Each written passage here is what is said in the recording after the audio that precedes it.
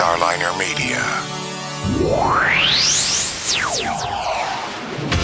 Starliner Media presents Music Night at the Majestic with your host, Michael Boswell. Brought to you by... When Signs and Displays Direct was launched 15 years ago, it featured a complete line of banners and stands, product displays, and more. Today, the company is known as SDD and is the industry leader in turnkey, no-inventory POP programs. SDD has expanded into branding programs for both corporate and private label, as well as consulting services for retail showroom design and more. Visit sdd-us.com. That's sdd-us.com.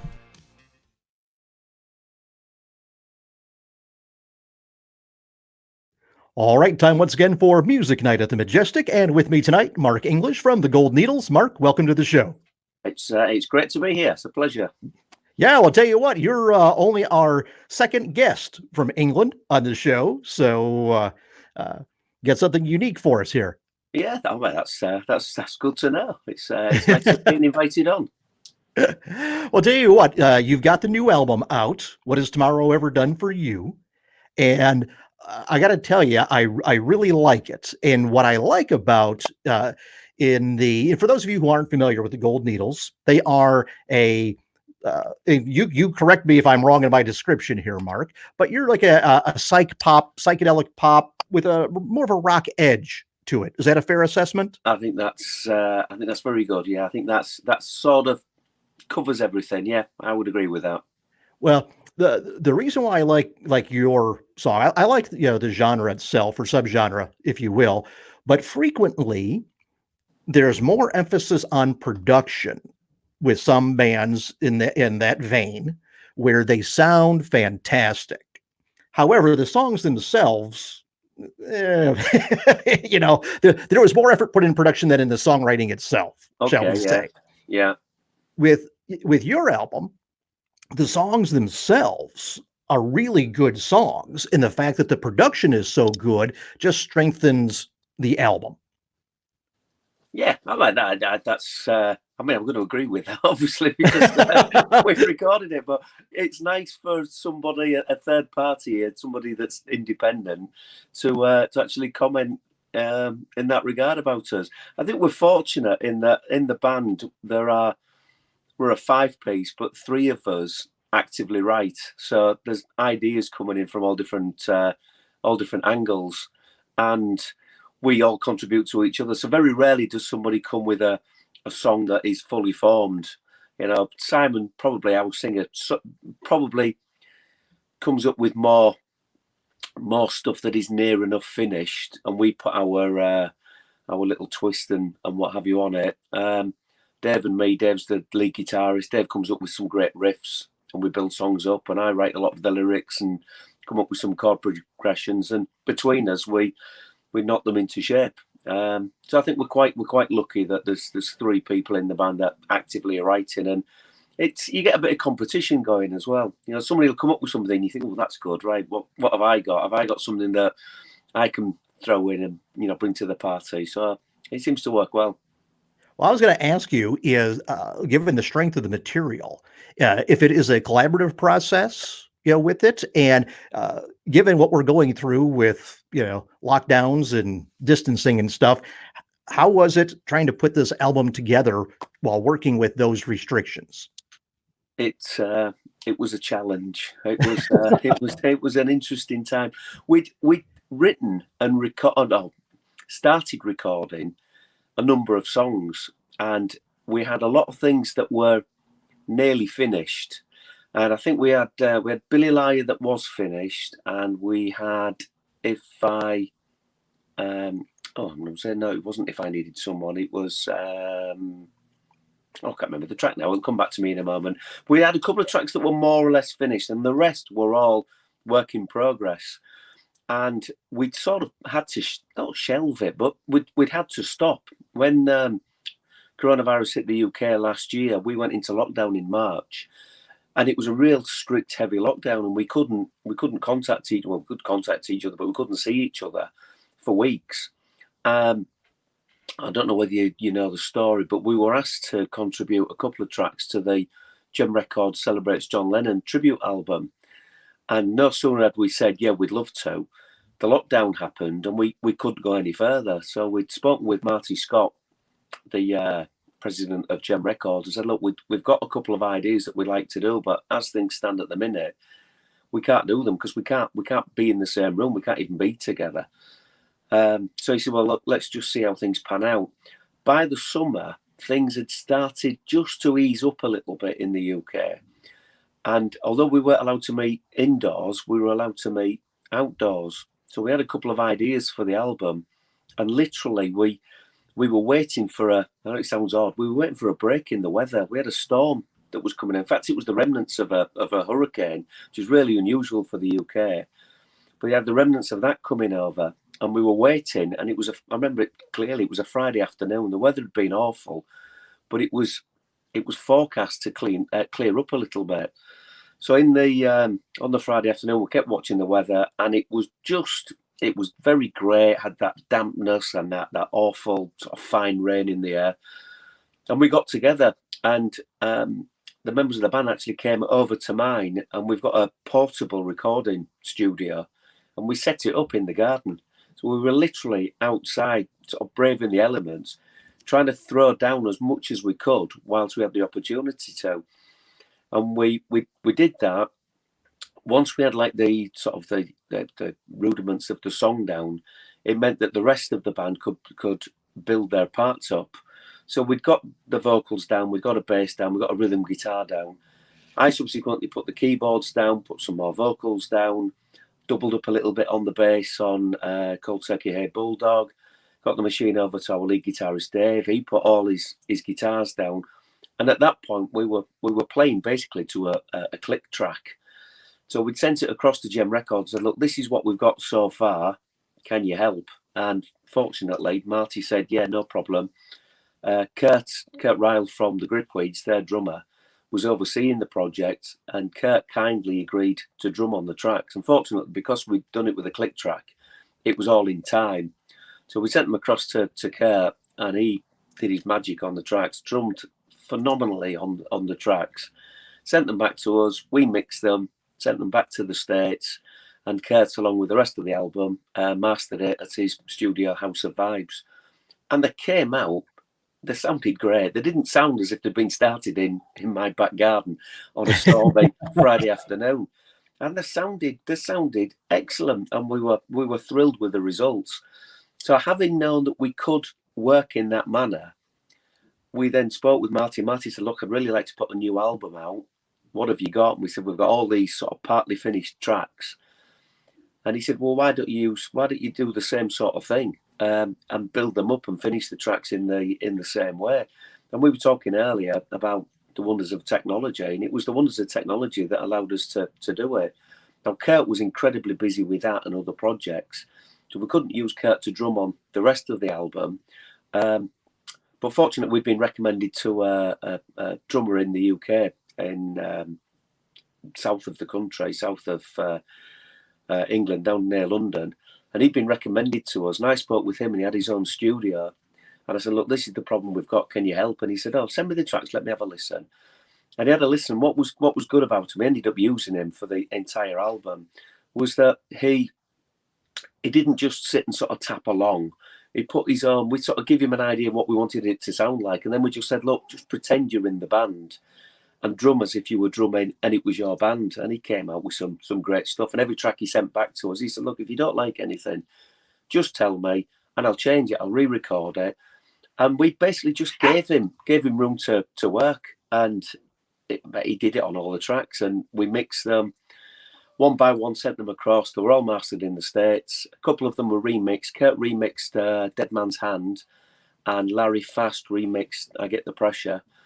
And by about November, beginning November, we were happy. We had a sort of product that was good to go. So we all signed it off, as it were, and it went into production.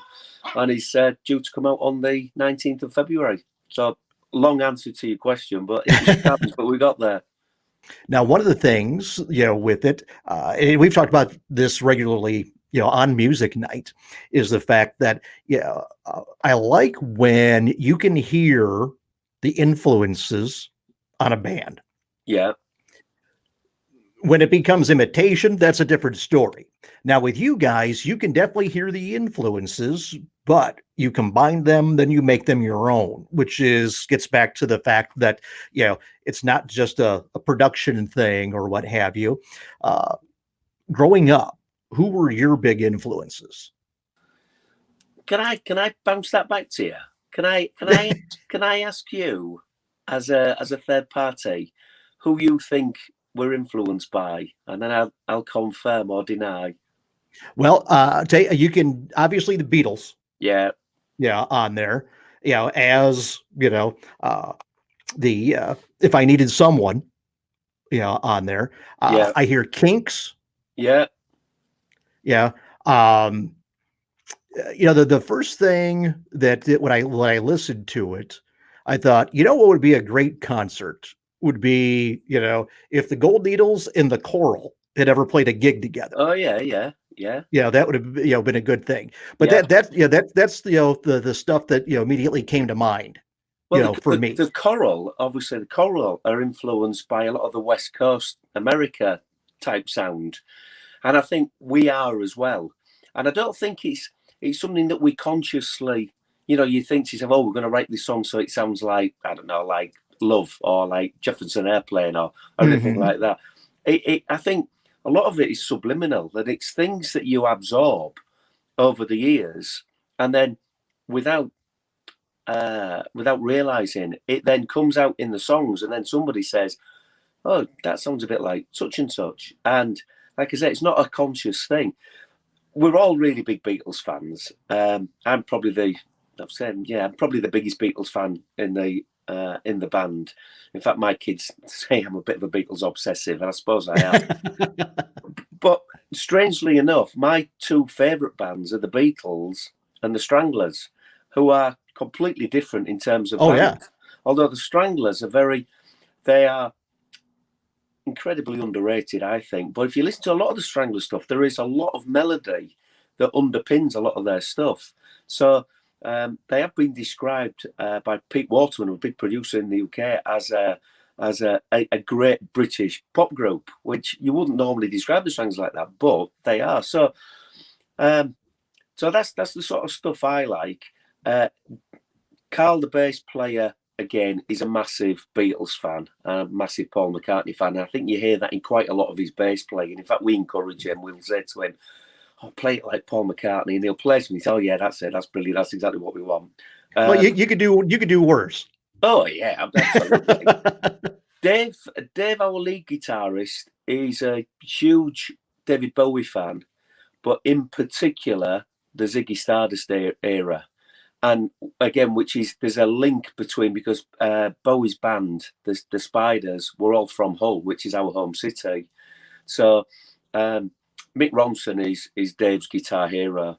And again, sometimes we'll say to Dave, oh, just play it like Ronno. And he'll put a little lick in and go, yeah, that's it, play it like that. So he's very much like that. Simon Simon loves his 60s music. So Simon he'll quote the Searchers, and then he'll quote Jerry and the Pacemakers, and obviously the Beatles. But Simon also likes a lot of the, as I do, like the late 70s sort of new wave type stuff, like XTC and the Cars and Generation X and stuff like that. So occasionally you get those little influences that might just sneak their way in. So it is a real sort of tapestry of lots and lots of different things. There's a band that we've been likened to by a few people, and people have said, oh, that sounds a bit like, and every time people say it, I think to myself, well, I don't hear that at all. And it's the Moody Blues. And a few people have said, oh yeah, there's Moody Blues influences there. And again, definitely something that's not conscious. If it's happened, it's just from absorbing Moody Blues songs, probably as we were growing up, and you hear them on the radio. And I can hear that, Mark, from the atmosphere. Yeah. Because your work is very atmospheric. Obviously, so were the Moody's. Yeah.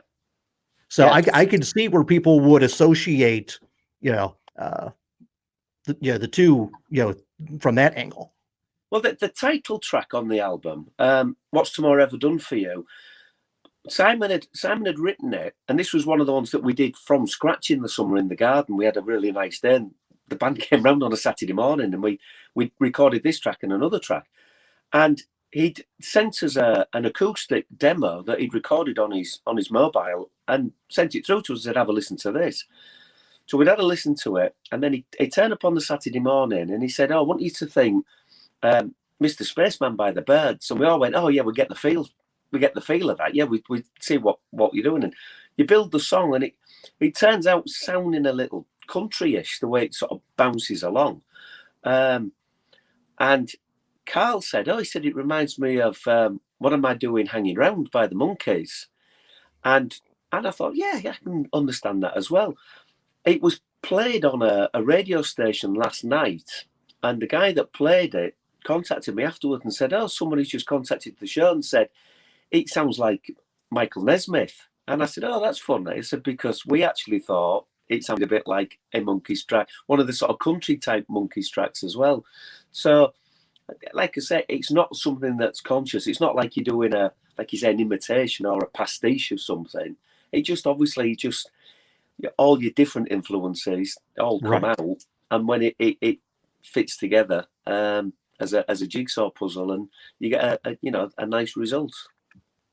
Well, we're all influenced by the things that we like, and when it comes to songwriting, there's a finite number of notes that you can use, and you've got, basically a finite number of instruments as well. So obviously, if somebody's music, means a lot to you and has influenced you, and you're working within those same parameters, you're going to hear some, crossover, if you will, with it. And there's nothing wrong with that at all, until you turn into an imitation of it, but that to me was the take from, What's Tomorrow Ever Done for You, is the fact that this is, legit. So, talk about influences in the songwriting too. One of the other, I guess, influences my take was seemed to be a little bit of an Eric Burden, feel to some of this stuff too. Yeah. And if I had my way, I'd probably introduce a little bit more as well. That's I like his sort of earthy qualities. Now, I really like the early Animals stuff as well. So there are times when I will use a Vox Continental organ sound, and it gives it more of a 60s sort of sound. Very much Alan Price and Ray Manzarek from the Doors as well had got that sound. So yeah, on some of the stuff, particularly on the last album, I don't know whether you heard Through a Window. Through a Window, I think, was even more sort of 60s sounding, and there was a little bit of a conscious. We tried to sort of, as we were recording it, as we were writing songs for the last album, we were saying to each other, right, if an album was going to fit in between Rubber Soul and Revolver, what would it sound like and how would it feel? And that's what we tried to do. So although we didn't write songs in the style of the Beatles and consciously think, right, we'll write some songs that fit in the middle there, we tried to think, if this was being released in 1966, what would it sound like? And that was sort of like the theme that we put together. The new album is certainly a lot rockier. The last album was more poppy, more sort of, there was more jangle to it. This is a lot rockier, a lot harder, darker in places. But still, packed full of melody and hooks and harmonies and all the things that we like.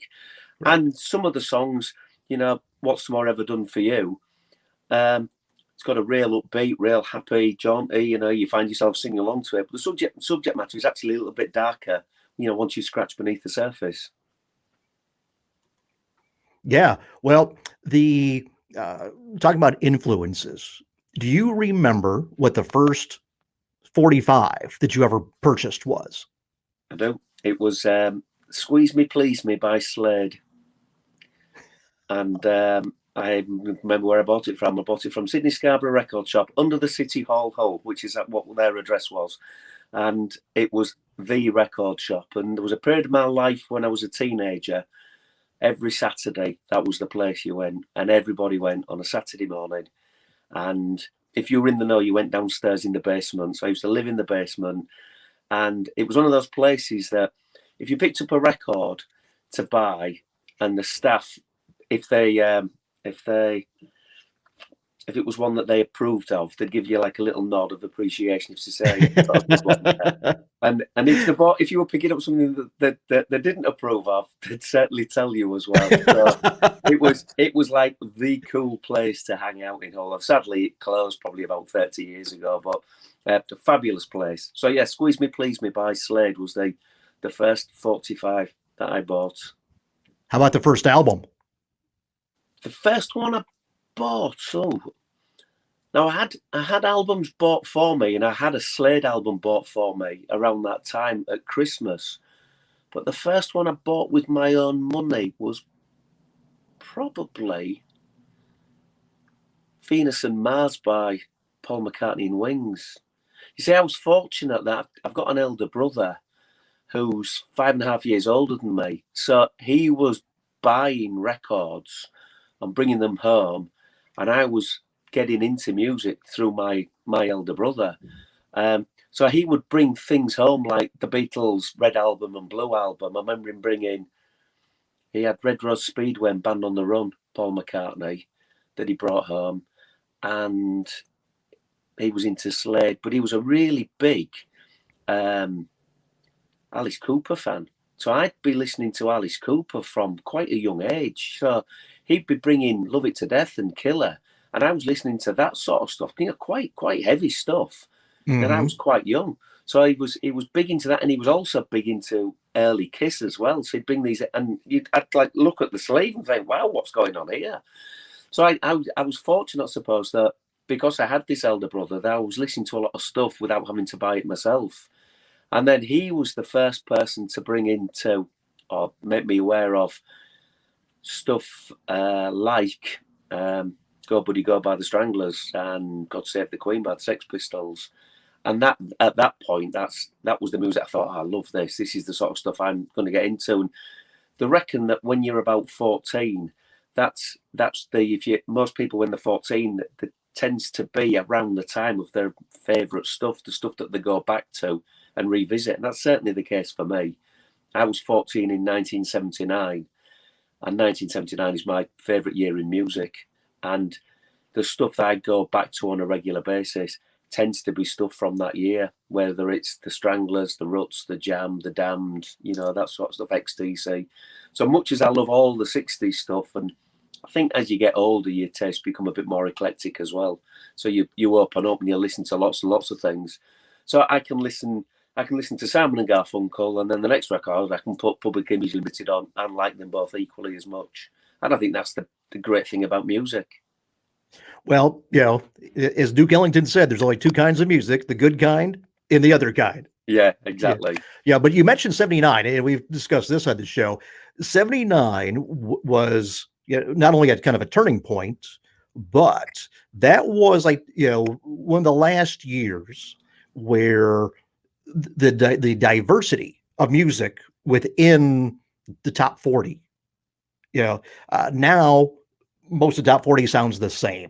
It's all interchangeable. Yeah. 79, you would have one extreme to the other, and they would be played on the same station, because it was so diverse. And then you had not only big diversity within, mainstream stuff, if you will, but like you say, you had all that stuff that was new and fresh that, didn't fit the mainstream, that was so good, that in turn affected so much stuff afterwards.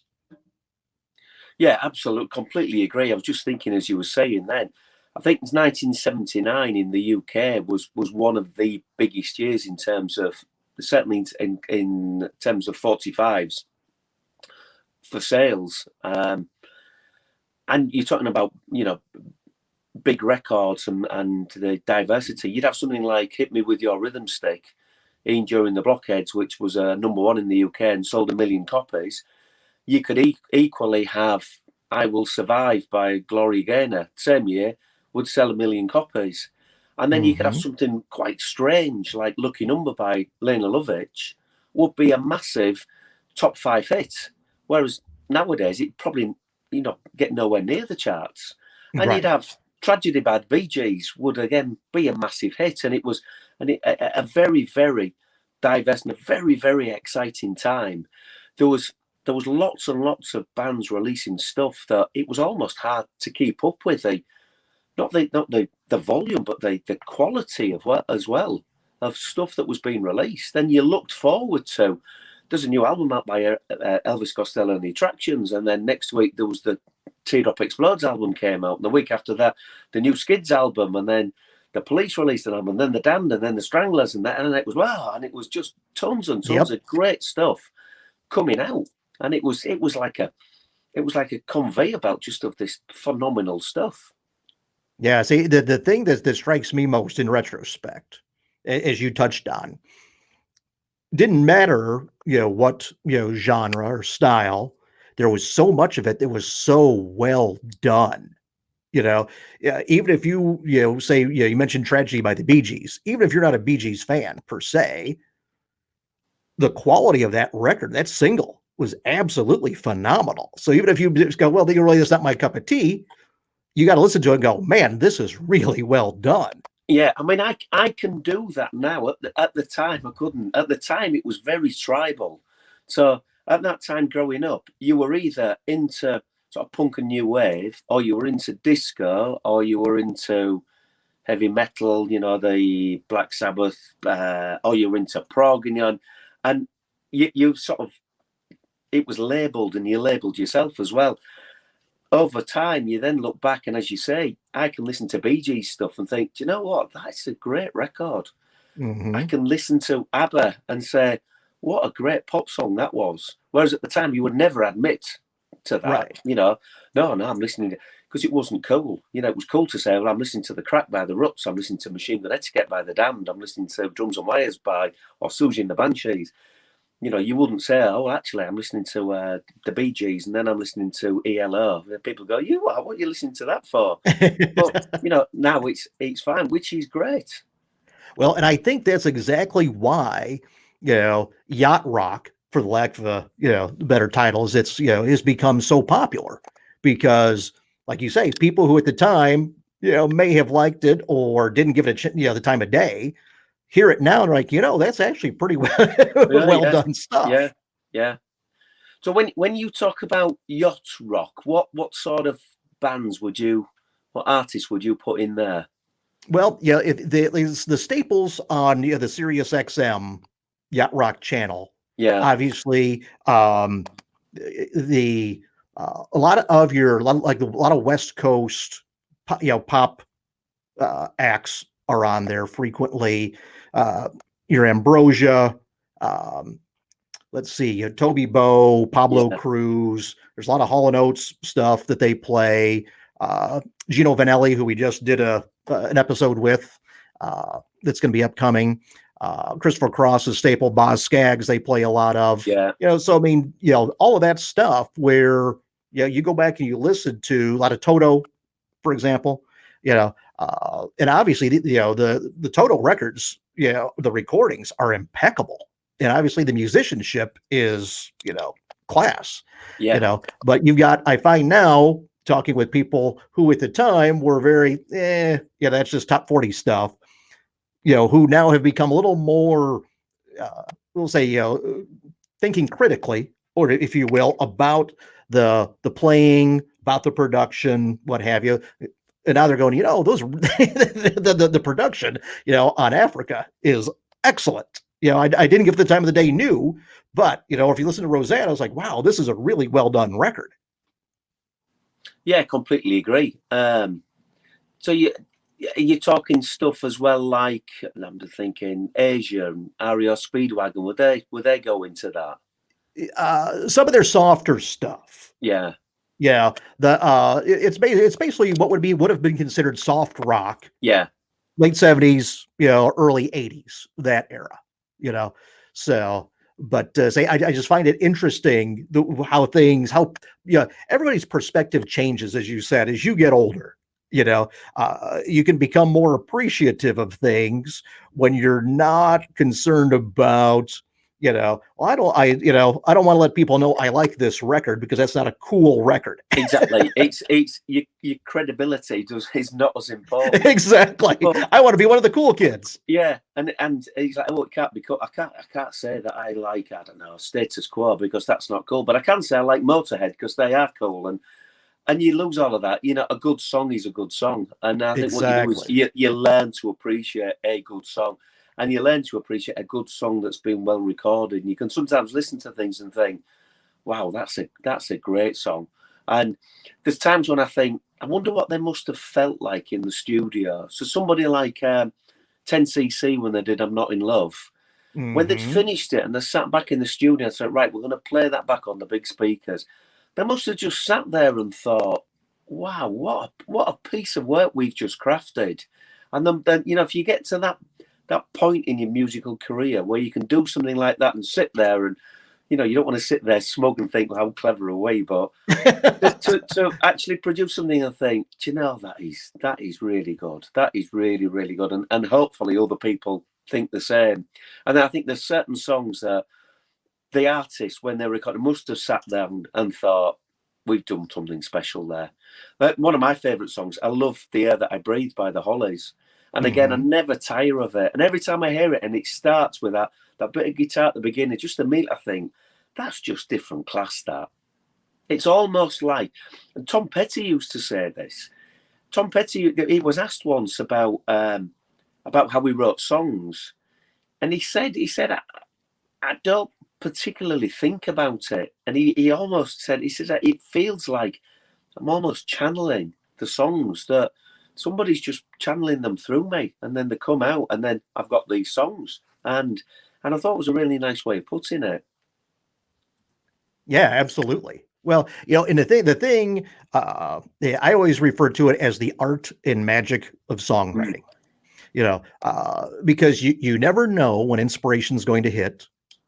And it's so many times it's simply being aware of what's going on around you. People will, hear somebody say a phrase or a line or what have you, and then it triggers an idea that, hey, wait a minute, that's a good line for a song or a title, and they can build it around it. Or they'll hear, well, like the Bee Gees talking about, Barry Gibb tells a story about how when they were living in Miami, they would cross a bridge to get to the studio every day. And then the sound of the tires going across the seams on the bridge created what became the rhythm pattern for jive talking. Yeah. So it's like, when you can hear that and then turn it into a monster record, to me, that's where, like I say, the art and magic, because most people wouldn't pay attention to that, but, when you're an artist, you don't know where inspiration is going to come from, or the smallest thing. And, that's what I always find mystifying. Yeah, I think the good thing nowadays is that because everybody has what we call them mobile phones, and you call them cell phones, because everybody has, you've got a little pocket notebook wherever you go. So, often I'll think of something. It might be just a snatch of a melody, and I'll sing it into my phone, or I might hear a phrase like you say, or something will just crop up, and I think I'll write that down while I can remember, and I just put it in the notes bit, and it's there, and I've got little fragments of things all over the place. And I think the other guys in the band are exactly the same. And then later on, you can sort of come back to them. I wrote something ages ago, some lyrics ages ago, and I'd forgotten about them, and I'd sent them out to the other members of the band. And a couple of weeks ago, out of the blue, Simon said, "Oh, I've been working on those lyrics that you sent through. I'm nearly there with a new song." And I'd completely forgotten about them. So yeah, it is.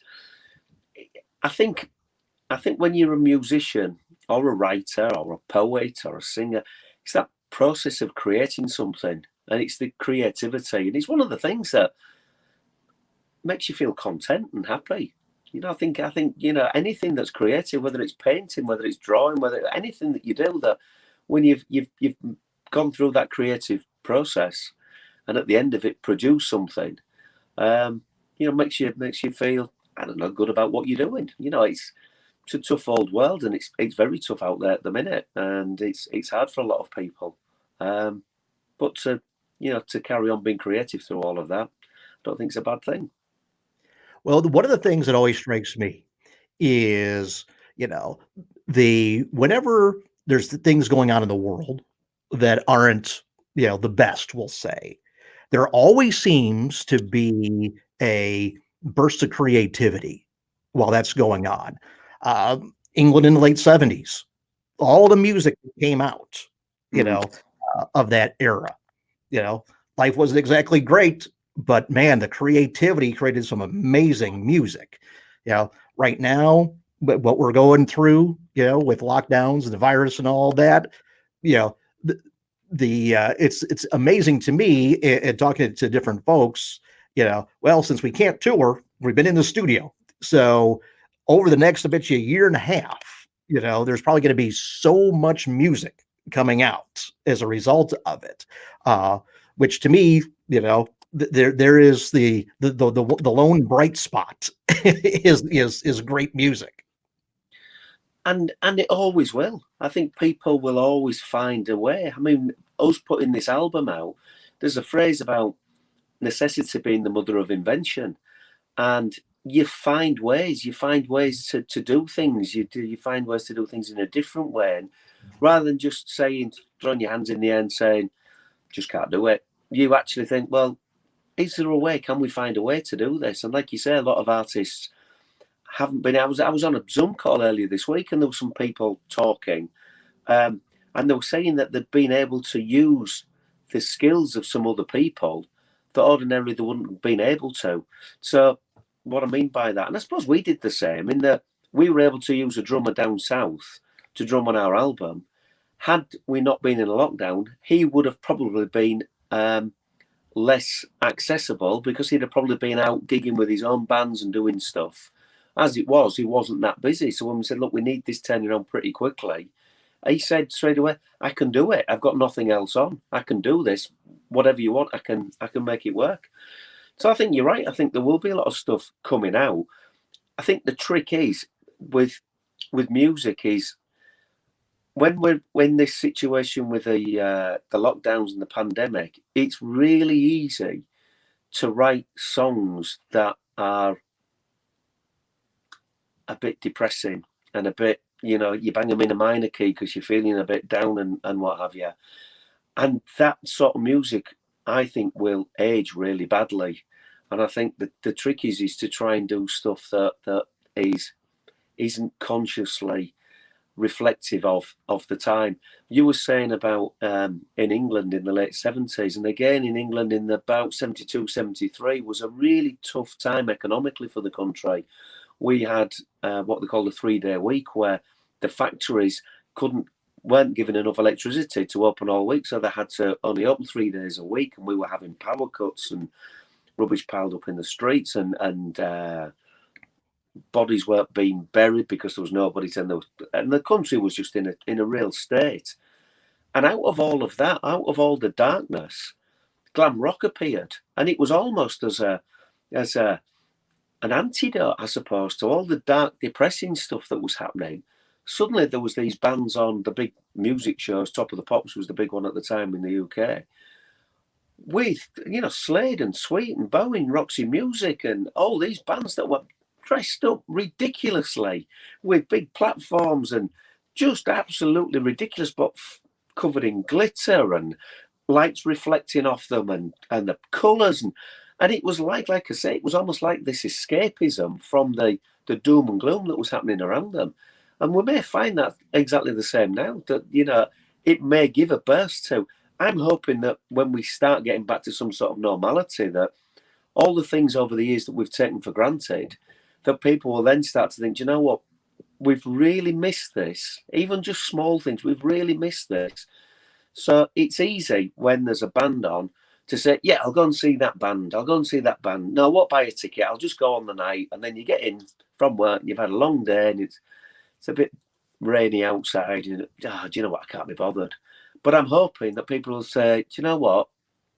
It's been a tough 12 months, 18 months, however long it takes. There is a band on. I'm going to go. I'm going to go and I'm going to see that band and I'm going to go and support them. I've seen hundreds, probably thousands of bands over the years, and I've seen some huge bands in big stadiums.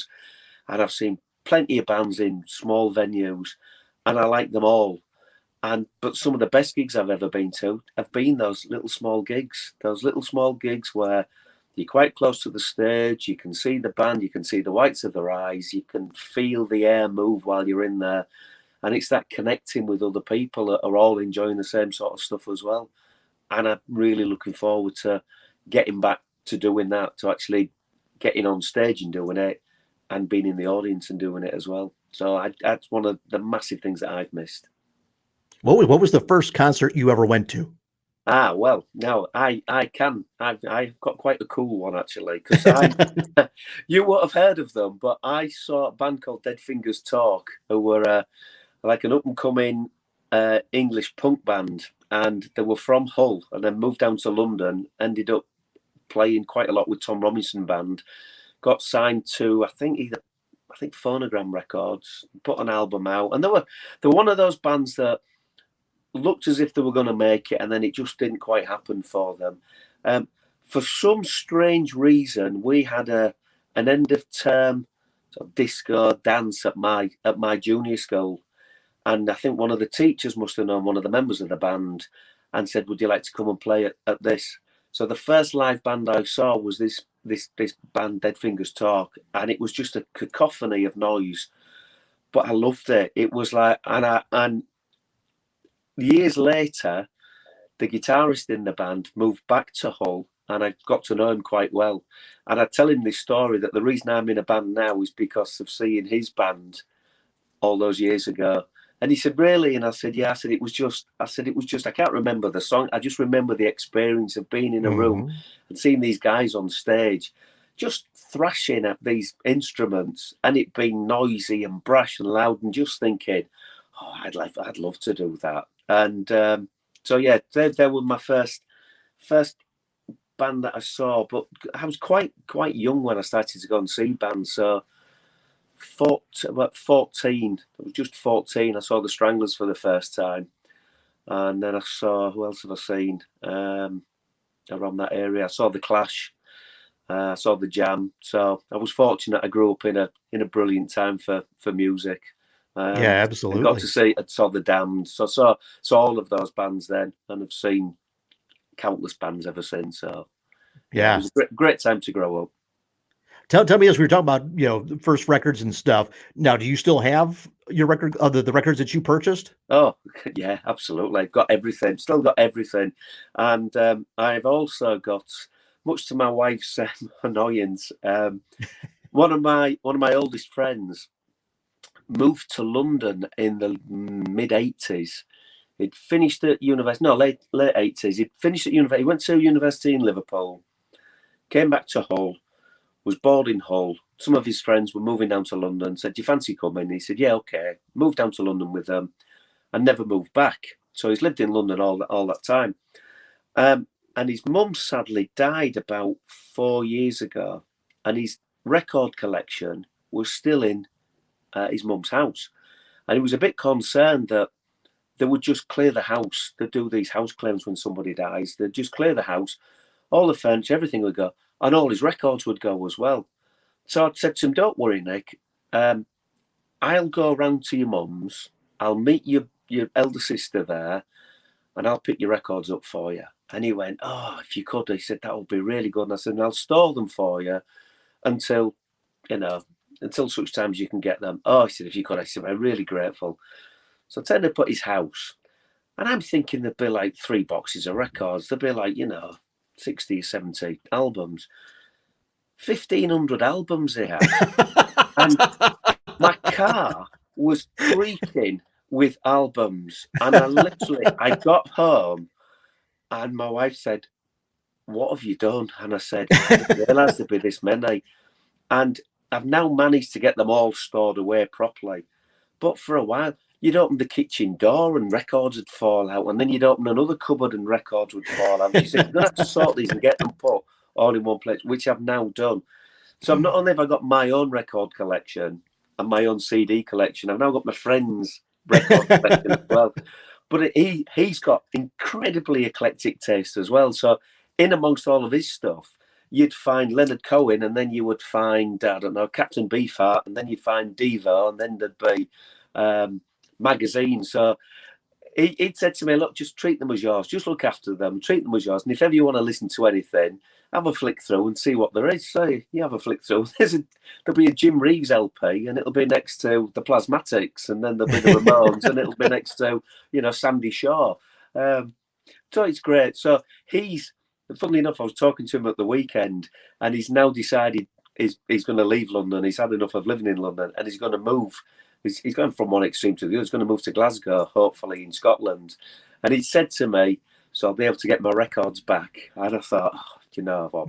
My wife, she's been on at me for so long about this. She's so glad when eventually these records disappear. So yeah, I've still got everything.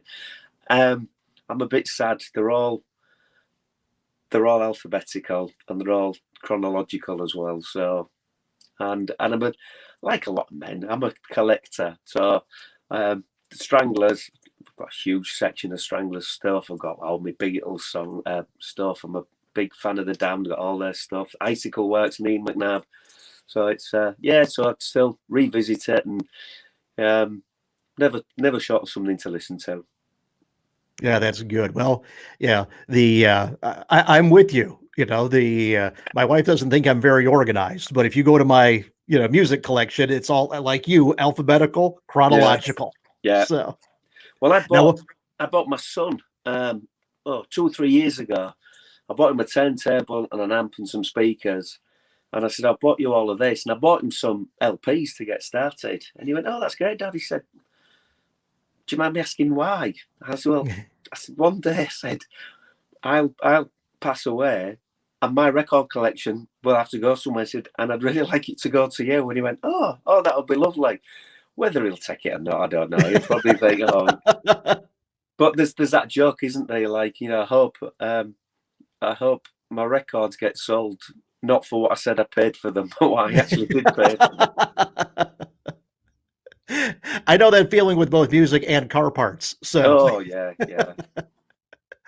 Now tell me this: what would you consider some of the crown jewels of your collection? Oh, that's a nice question. I suppose it depends on whether you're sort of talking about rarity, because I think that the most sort of sought after things that I've got a copy of the White Album, which was released in France in '78 on white vinyl, which is quite rare. And I've got a copy of War by U2 when it came out on a picture disc, which I know is very rare. They're probably the two albums in the collection that are, in terms of value, the most valuable.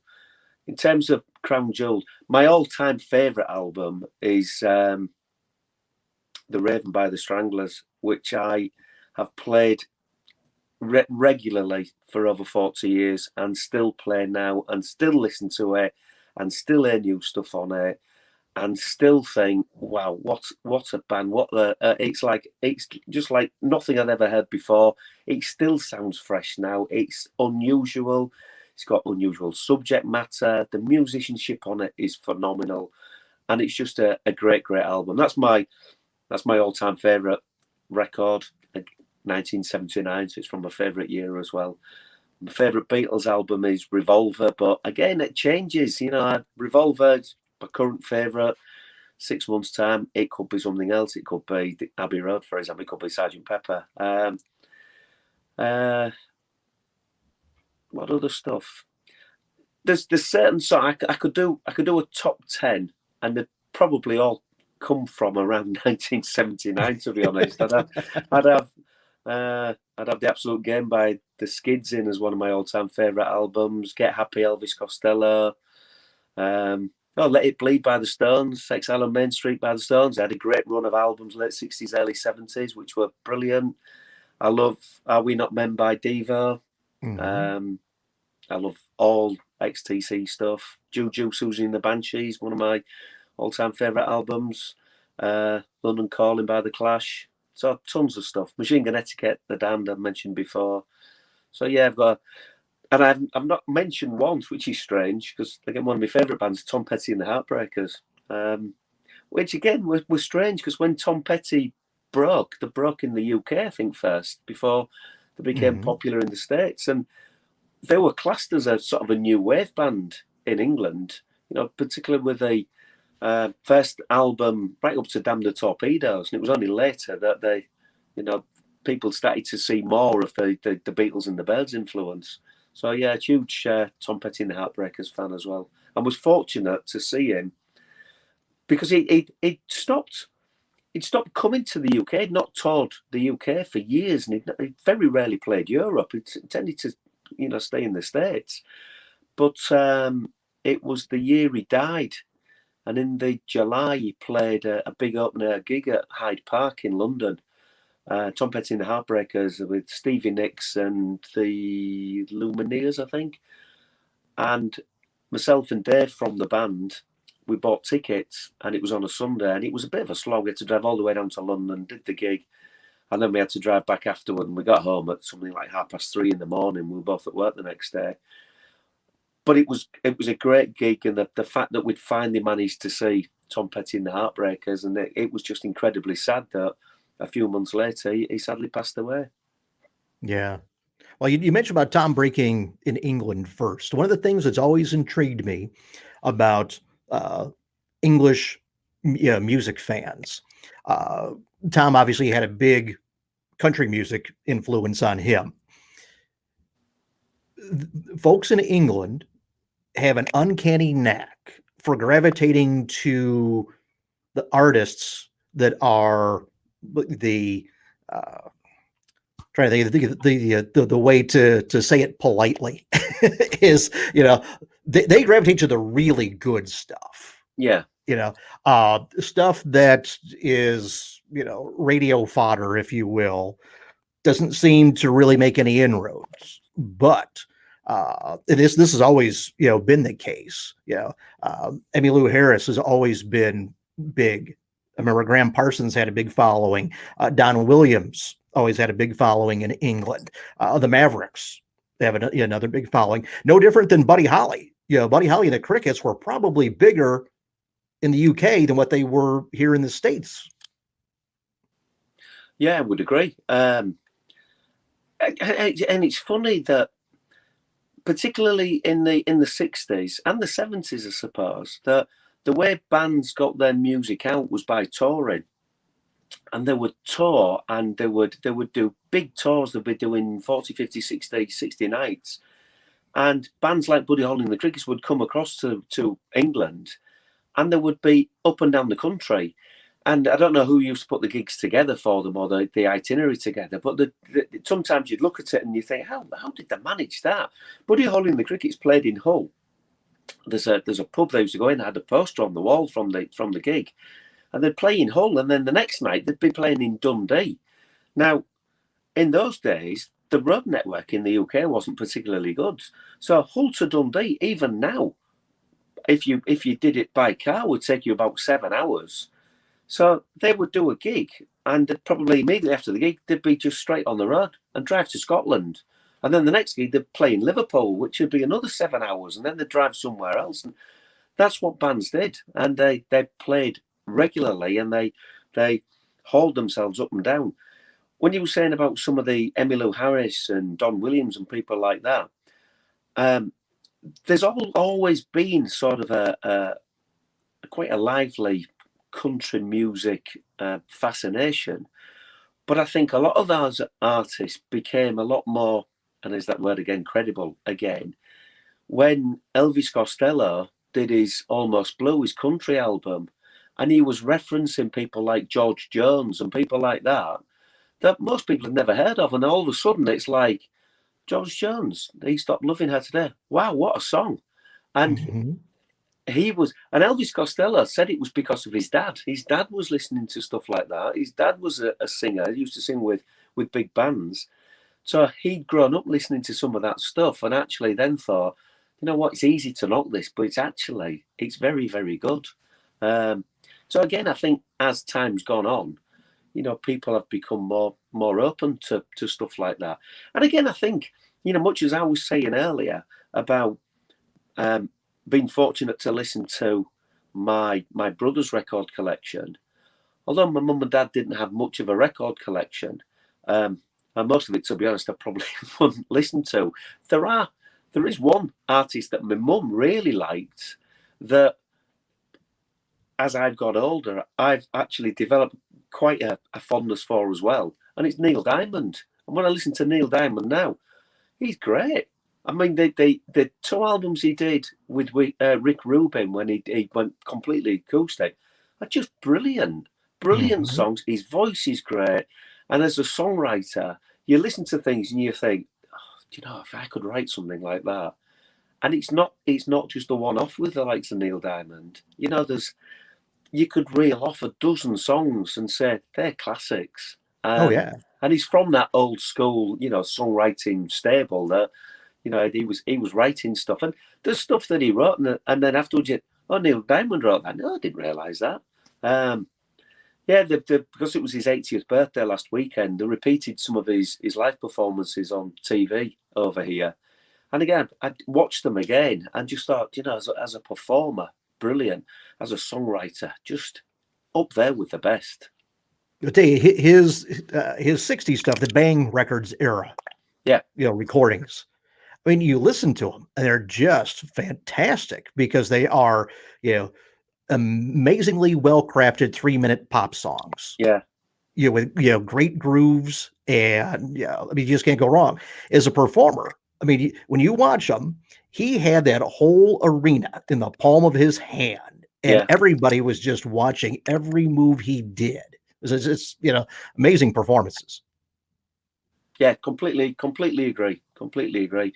I mean, they showed some old footage as well of doing stuff like some of his sort of lesser known songs, like "Solitary Man," which Johnny Cash covered.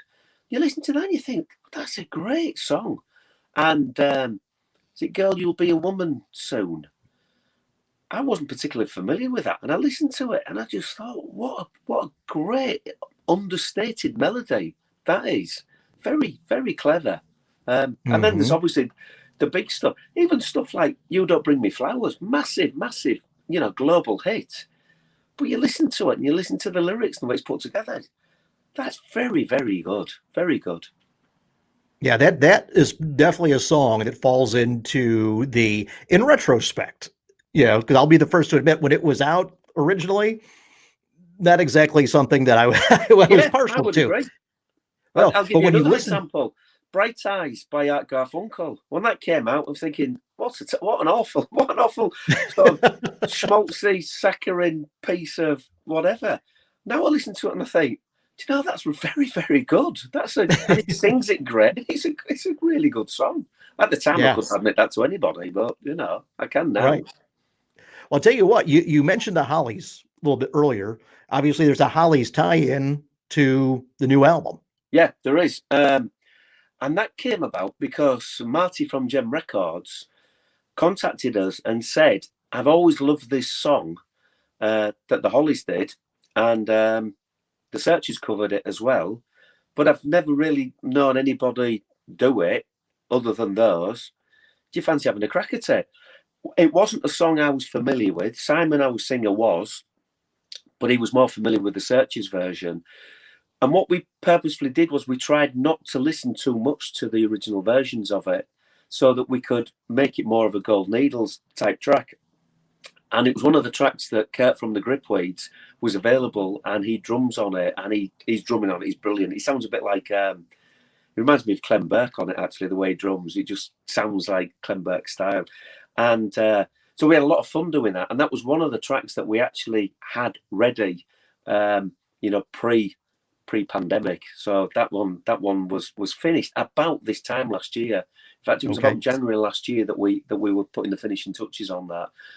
And when you don't listen to something for a while, so when you're recording and you're mixing and you're mastering and then you're remixing and then you're tweaking stuff all the time, you almost get to the point where you become a little bit snowblind, for want of a better phrase, to your songs. And it's important then that you have a break from them. So we all purposely just put them away and said, right, they're all in production now. can't do anything with it, just leave it. And then when the album started to come through, so I got some albums sent last week and I got the CD sent this week. It's like, right, I'm going to sit and I'm going to listen to these again. And I put them on and you listen, you think, do you know, that's good, that's good. I'm pleased with that. That's because it's very difficult to be objective about your own stuff because you're Absolutely. that close to it. But listening to it, having had a little break, I've gone, yeah, I like that. Somebody once said an album's never finished, you just stop tweaking it. And I thought, yeah, that's probably right. You have to know at some point, enough's enough. You know, you could be fine-tuning little frequencies here and there and everywhere for the rest of your life. But to be honest, does it make any difference? No, of course it doesn't, because 99.9% of people, they don't listen to it in that way in any case. And you hear different things on tracks. You know, I think sometimes your ear picks out different things. You know, there's a track on the album called Dead Man's Hand. And when it was remixed, Dave, the guitarist, said, do you think my guitar lines are a bit loud? And we all went, no, not at all. But I think because he played them, he just listened out for his guitar more than everything else. And to him, he thought it sounded too loud. To us, it was like, no, it's perfect. So it's strange. I think for some reason, I seem to double time tambourine, you get on a lot of stuff and it helps drive songs along. For me, if it's a little bit too loud, I find it really intrusive, and it's the thing my ear seems to pick out more than everything else. I'm like, oh no, that that tambourine's far too loud, and everybody else is going, I can hardly hear it. And I think it's just because it's a frequency that, for some reason, my ear seems to pick out. Well, yeah, the tambourine is one of those, instruments that to me needs to be, like a seasoning on a meal. You know, if it's not enough of it, you can't even taste it. Yeah. But if it's overdone, you don't taste the steak. You just seasoning. But when it's just right, it adds. Yeah, I think that's a great way it should be. Yeah, great way of putting it. It's a bit like one of my least favourite instruments is the cowbell, and I found myself because often the cowbell is just, I'm like, I can't think of many songs that are improved by use of a cowbell, and I've often said that tongue in cheek. Well, why have they put a cowbell on? Why is there a cowbell there? You know, why have they bothered with that? And then we did the album, and there was a track on it, and I said, and I actually genuinely meant it, do you know what? I think this needs a cowbell. And they all looked at me and thought I was joking.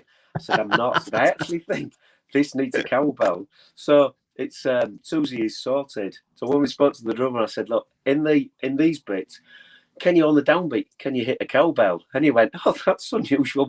Nobody asks for that these days. So, yeah, we'd like a cowbell on this. So I've been hoisted by my own petard, shall we say. Yeah. Well, I'll tell you, the other thing that struck me with this album is this is a headphone album. Yeah. To me.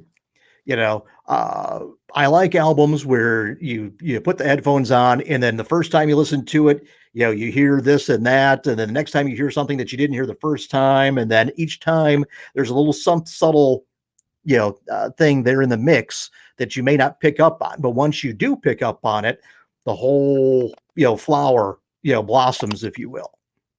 Yeah, I would agree. Although because I'd listened to it a lot on headphones when we were mixing it and checking the mastering levels in the mix and such like. It was really nice when my vinyl copy arrived last week, and I put it on vinyl and actually listened to it through speakers and listened to it in a different format, and it sounded really good. I thoroughly enjoyed listening to it in that manner. Funnily enough, we're talking about listening to things on headphones. We were all listening to one of the mixes, and there was a little bit in the mix, and we chat on a WhatsApp group, and everybody said there's something happening. I can't remember at what point in the song, maybe 1 minute 30. There's something happening at 1 minute 30 that just doesn't sound right. Can anybody else hear it? And everybody, yeah, there's something at 1 minute 30 that something's happening there. But we couldn't tell exactly what it was. So Dave said, well, I'll tell you what I'll do. I'll go back to the original individual tracks, and I'll play each track individually, and I'll just see if there's some sort of glitch or unusual sound or unusual frequency or like an electrical pulse, that may at 1:30. So he's doing all this, so we leaves him to it. A few hours later, he comes back to us laughing. He says, "Oh, I've solved it." So I said, what is it? "I'll send you the track." So he sends this individual track, and it's my piano track. I'm thinking, oh, it would be me. It's my piano track. Have a listen at 1:30. How I've managed it, I don't know. So I'm obviously playing piano only at certain parts of the track. At 1:30, it sounds what I can only describe as my elbow slipping off. I must have been leaning on something, slipped, gone onto the piano, put my elbow down, hit some awful notes down at the bottom end, and nobody had noticed, apart from the fact that something didn't sound right in the mix. And he said, it's you and your elbow. And it was this bang. So he said, don't worry, I've cleaned it up, I've cut it out, it's not there anymore. So that's standing joke in the band now, that if we need any keyboards played with, well, Jerry Lee Lewis used to do it all the time, didn't he? I don't know why. I don't know what I was doing. So we need more elbow. Everything needs more elbow, more cowbell, less tambourine. Well, tell me this, Mark. What are the tracks for you on the album that are like the ones that stick with really you like the most? I love the second track. I Get the Pressure. We put some synths on that, and it was one of the tracks that Marty at the record label said, I really like this, but can I get it remixed? And we went, yeah, of course you can. And his friend Larry Fast, he contacted me and said, I'm going to get Larry Fast to remix it. And I thought I maybe should know who Larry Fast is. So I quickly Googled him, and it turns out he's a top synth player who's played with everybody, from Peter Gabriel to Kate Bush and Hall & Oates and Barbra Streisand and lots and lots of people. And he's produced lots and lots of synthesizer stuff. So I thought, this will be interesting. See what he does with it. And he did a great job on it and made it sound contemporary, yet a little bit sort of 80-ish as well. A bit like something like the Cars or something like that. So I really like I Get the Pressure. I think Have You Ever Loved Somebody? We do a great version of that. I love our version of If I Needed Someone. And that came about as a result of the John Lennon album. The two tracks that we contributed to that were very well received. And they were getting played quite extensively, and they were getting played on the Beatles channel on Sirius. So Marty said, have you got any other Beatles songs? These seem to have been, people seem to be liking these. And we hadn't. And he said, is there any chance you could, and no pressure, he said, could you record another killer track? So again, it was one of those periods where it was one of those little windows where we could get together. But we needed to do it very quickly. And I knew Simon had been in a band in the late 80s, early 90s that used to do If I Needed Someone. And they'd done like quite an up-tempo sort of jangle pop version of it. So I knew Simon knew the song and liked it. It was a song off Rubber Soul that I really liked. I knew Carl, the bass player, would like it because he's a massive Beatles fan in any case. Dave's really easygoing. We said If I Needed Someone, he went, yeah, that'll work. I really like the way that we've done that, because it would have been easy to, because there's been quite a few covers of it, including the Hollies. We mentioned the Hollies earlier. There's been quite a few cover versions of it, but they tend to be fairly standard, safe covers that almost just sort of replicate the Beatles version of it. So they're very jangly and what have you. But I'd always, when I'd heard it, and because of George's subsequent interest in all things Indian, I'd always heard it as being a bit of a drone, a bit like an Indian raga. And I'd said, look, can we get that sort of feel to it? Which is why it starts the way it does, and it's got some tambour on it and some electric sitar. And I also suggested, and when we originally recorded it and demoed it, I said it'd be really good if we could use Ringo's drum pattern from Tomorrow Never Knows. So we actually got a recording of just Ringo's drums and resampled them to change the tempo, so it fitted in with the tempo we wanted to do the track. And we originally did it over Ringo's drums, Now, obviously, we couldn't use that. It kept us in time, but it sounded really good and really interesting. So when we spoke to our drummer, we'd said to him, look, this is what we've done. We'd really like to reference Tomorrow Never Knows on the intro and the outro. So if you can do something that, might not be absolutely obvious, but if you listen carefully enough and somebody tells you that, oh, I can see what you've done there, and then just have your standard drumming in the middle. So he listened to it and he came back and he said, oh, I've always wanted to do something like this. So he said, this is what I've done. What do you think? And I think he did a fabulous job with it. So when you listen to it now, you can actually hear, we're playing the intro over something that is very reminiscent of Ringo's drumming on Tomorrow Never Knows. So yeah, I really like that track. I also like, and I had to explain to Marty, because when we sent him the original tracks, and he came back to me and he said, Susie is sorted. So I said, yeah. He said, what does sorted mean? And I said, well, what do you mean? What does it mean? And he went, well, in America, it means like when you're like sorting the mail, or you're sorting M&Ms into different colours. And he said, I don't understand. What does that mean? I said, oh, in England, it means something different. Sorted means, it's like a phrase. If somebody's sorted, it means everything about them's right, and they're at peace with and at one with themselves, and people say, oh yeah, I'm sorted, and I said that's what it means. So Susie is Sorted came from that, and we had the track and were pleased with it, but again, it was one I sent to Kurt in the States and said, I know you're really busy, Kurt, but is there any chance you could put some harmony vocals on this track, because we think it's just missing something. And we really like your high harmonies.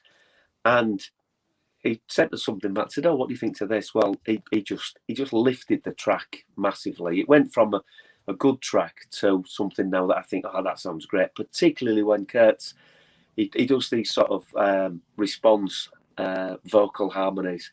And I think he's done a fabulous job with it. So, but I like the entire album. There's bits and pieces of all sorts of different things on it. And I know I'm biased, but I enjoy listening to it, so I'm hoping other people do as well.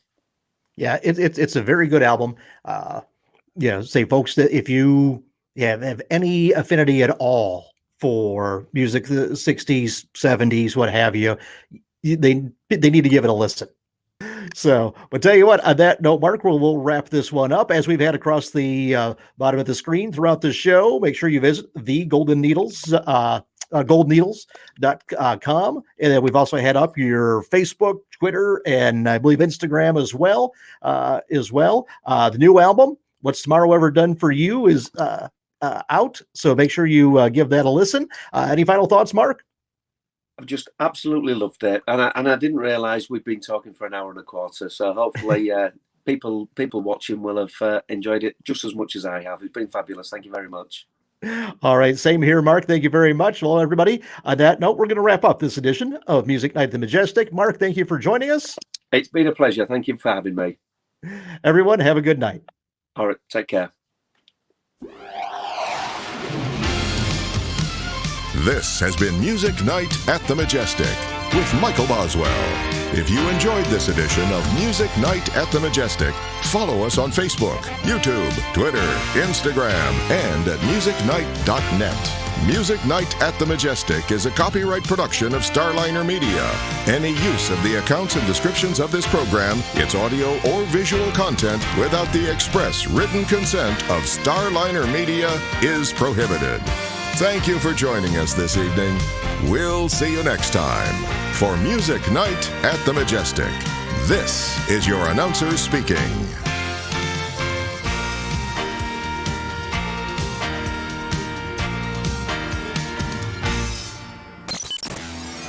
Starliner Media.